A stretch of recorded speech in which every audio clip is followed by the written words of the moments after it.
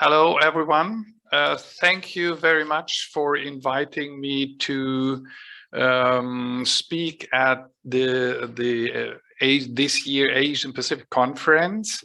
My name is Norbert Hodebeck-Stuntebeck. I'm a psychologist and psychotherapist from Germany. And I'm working since 25 years with people with Prader-Willi, with their parents and with caregivers. And I'm a member of the Professional Provider Caregiver Board of APPWS. And you see at this screen, I have two big themes to talk about today at this presentation. One is behavioral management and the other residential support.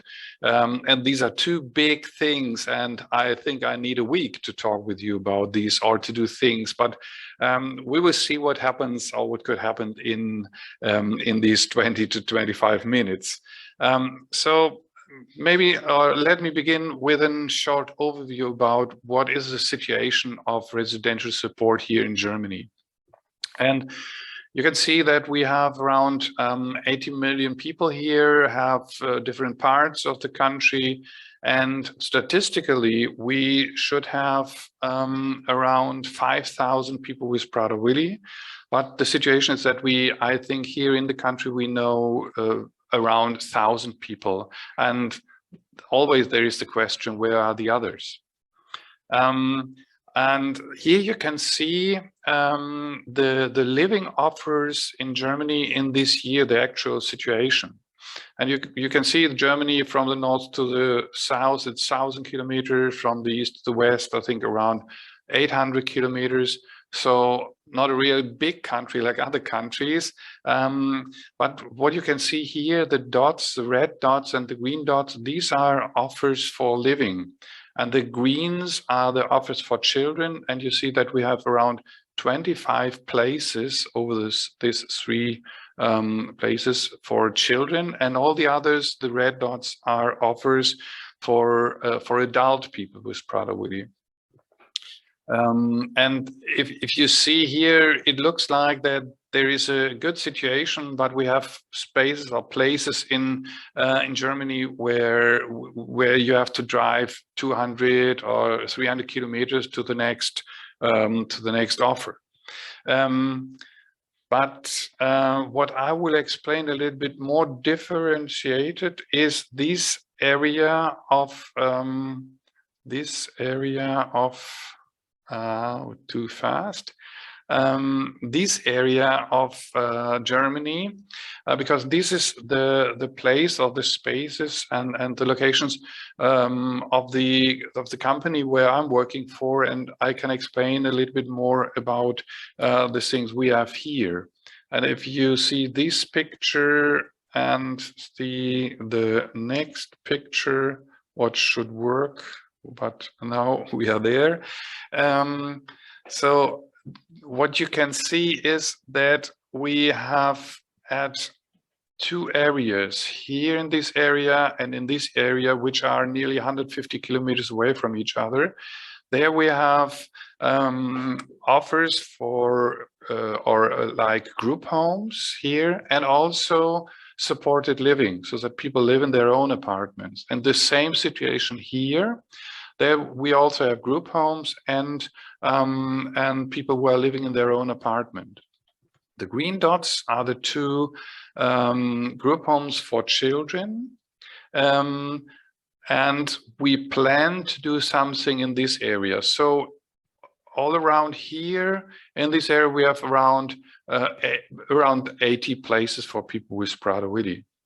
And so that you can have a first idea how it looks like, I can show you some pictures of the group homes, how they look like. And the first three on this side, this one, and this one, these are group homes where people live together. Here we have in the first floor 12 people with Prader-Willi, here also. And in this building, which I would explain a little bit later, more differentiated, we have 8 places. This one, and this one are the offers where we have supported living, like living in an apartment. And special in this building it is that, or in these two, that there are many other people without handicaps. Also here in the third level, there are people from the country, but without handicaps. So they live together with people with Prader-Willi, because we use the apartments in this area, our level, and in this level. And the last 2 pictures, these 2 pictures are the offers for children. We have here 8 places, and here we have 7 places in this area. And so what I will explain a little bit more, so that you have an idea how do they live and what is the normal daily life and their tasks. I will explain by the next slide, which comes now. So you see this picture again, and you see that this part of the building is the apartment. And this part, you cannot see the whole house. This is a part of the group home. So we mixed it at this place. We start here in the year of 2000. And as I said, 6 adults in the group home and 2 in the apartment. And altogether, they are in the age of 23 to 56. The oldest is 56 who's living there. And some of them are there since 20 years.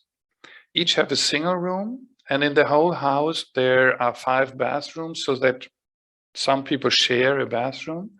And as you can see at the next slide, it is located in a normal environment, in a normal suburb or in a normal neighborhood. And if I go back to this picture, you can see the next house of the neighbor is there. And around these are, when you look at this picture, you see these are all buildings of a normal neighborhood. And this is what we want to do. We want to go in the middle of the city. We want to go with people in the middle of the society and do not exclude them. What their normal, I hope the next slide we can see, what their normal routines are is described here by this daily and weekly program. Every one of them go to work from Monday to Friday in a shelter workshop from 8 a.m. to 4 p.m. They use the office of the social activities in town, in the neighborhood. But they also have their duties there. They have to wash, to clean, to support their meals and so on. And they have 6 meals over the day, the 3 big things and 3 smalls in between. And the interesting thing is that we developed something like a APPWS traffic light system. And all of them use this, so they have a chance to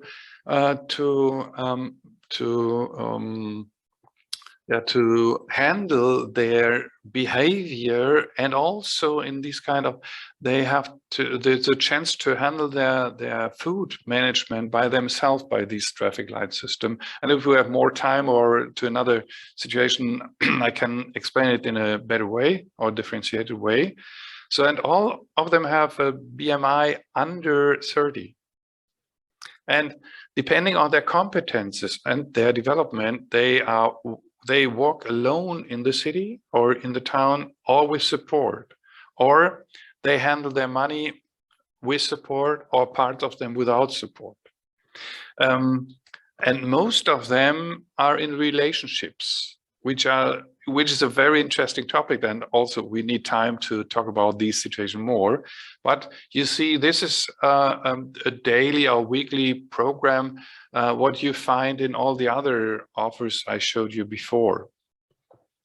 But the other thing is, and this is what I will show you at the next slide, is, but what we also see in these apartment living, these group homes, are crisis situation, conflicts, challenging behavior, egocentrism, strive for dominance, relationship crisis, or searching for food. And the question is, and this is the second main theme of this presentation, is how do we handle and how do we handle challenging behavior? And what I like to do is to describe how we understand or what we mean with a challenging behavior or a crisis situation. And there, I hope that the slide will show it to you now, is that we have a development of crisis situation. I don't know why it didn't work, that I cannot show you the, that. So then we use the whole slide. So what I will show you is, and you see at the first time, at first the red line, it means someone is coming in a critical situation, is getting nervous. What we always see is that the red line, which represents the arousal, the level of arousal, is going up and is coming to a situation where they have not such a good control or being self-controlled as we are. So it means this is the upcoming arousal situation. And if they are in this situation, then we call it a crisis situation, or we see the challenging behavior. And what we see later is that the arousal is going down, and then we come to a normal situation of arousal. And this is the most important thing of this curve, is that we have the chance to reflect at this.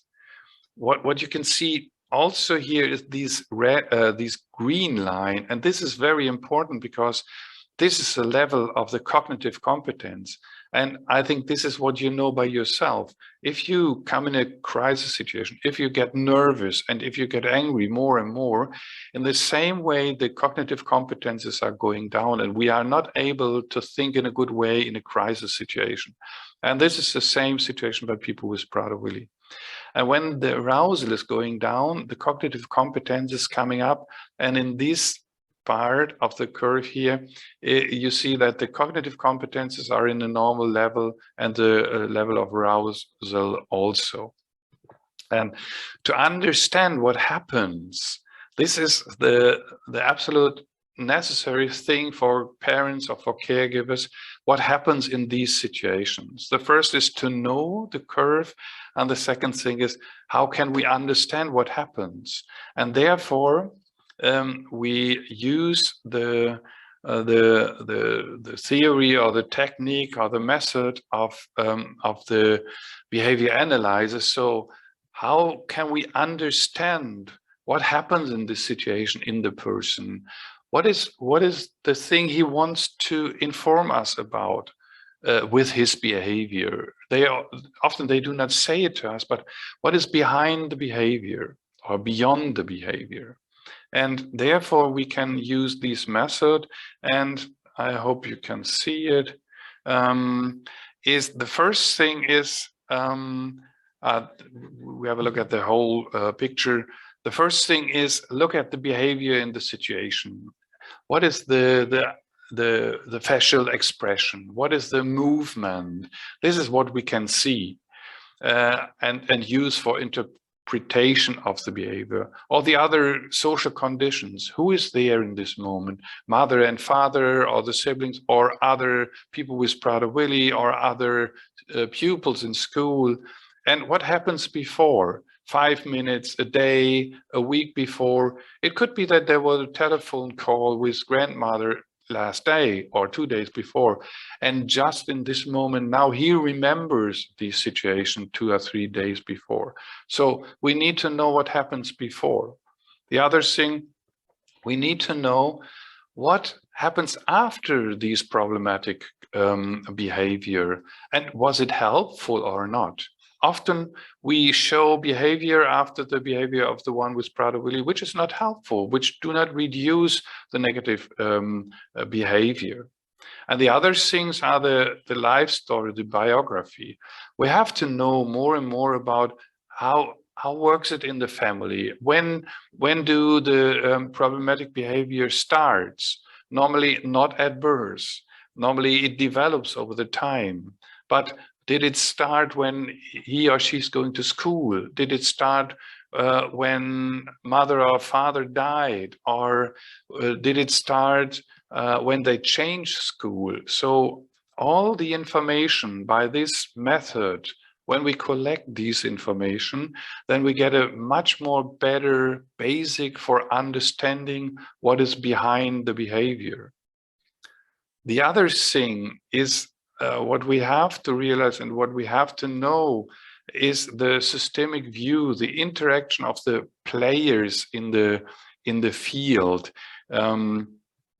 And this means this picture. So we see the one with Prader-Willi, which shows the challenging behavior, but did it depend on who is there? So which staff is there, or mother or father is there, or siblings or other pupils? So these being there and he's there in the situation, there's an interaction between this. And also, if the structure of the environment, maybe, for example, there is a situation that there is someone with another one in the room and he cannot share or cannot have the room by himself, then often the structure having a very intensive influence on this. Or if there is not enough stuff and there is someone who needs the whole view and the whole resources from him, then he cannot work with him. If there's no one else, then you have time for him. So what we have to understand and what we have to accept and to know and to realize is that the system and the players in the field are also, we have to understand this and to realize that this could be an important part of understanding the behavior of the one with Prader-Willi. And when we try to change behavior, when we handle a challenging behavior, we have to follow the principles, these basic principles, when we are in contact with one with Prader-Willi, and when we try to change things and to support to change things, we have to be transparent so that the other one with Prader-Willi could understand us. We have to involve him or her in our thoughts and in the finding of solutions. And if it is possible, we let them decide which way he wants to go in the future, which new way. And also we have to give them the chance to fall down and learn to stay up. If we always support them in a 100% way, they cannot learn to stay up and find their own ways. And we have to give them the chance to be disappointed and learn to handle it, because the whole life is not always, it is not always able that they do not feel disappointed. And if we do not give them the chance to handle this situation, they are always dependent on us. And give them every time the perspective of developing and reaching their own goals, so that they have longer motivation by this. And if we concrete talk about how can we support and change challenging behavior, what we can do is we can look at this first part. So up to the time when we could be in contact with them, and all the things we can do here, we bring them together under the word of prevention. How can we prevent this? The other thing is, when the crisis situation is there, we have to know how we can handle this. And the most important part is how to reflect. Because if we reflect this situation with the one with Prader-Willi, then we can find ways and find solutions for the next situation when he gets nervous or gets under stress. If he learns here in a normal level of cognitive competences and a lower arousal, then he can find out ideas, develop these things, and use these in these situations.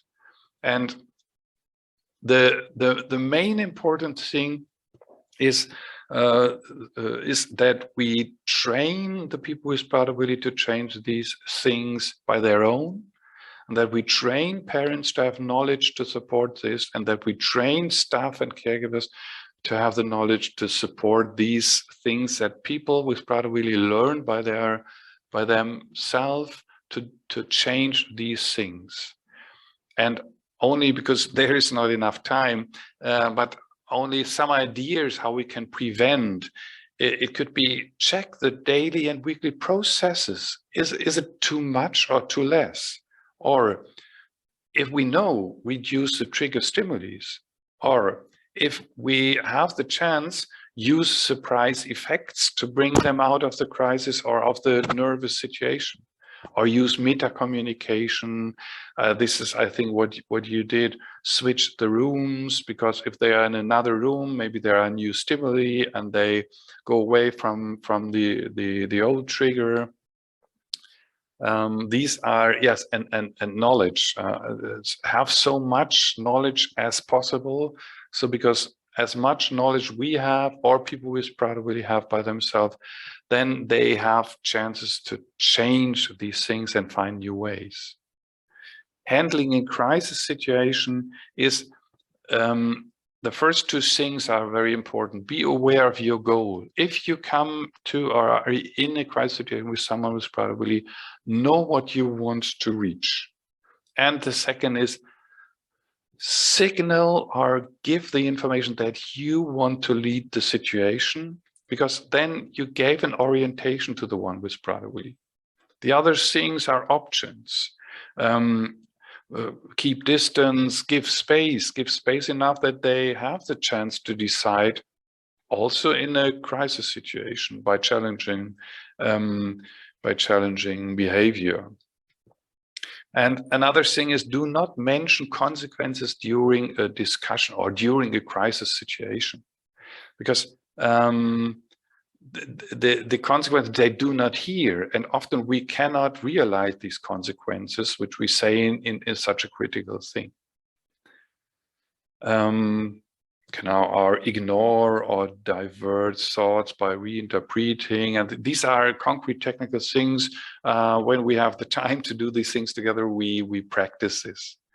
And the last thing, if you reflect, you should always start with description of the situation by the one with Prader-Willi by themselves, so that you understand his subjective view.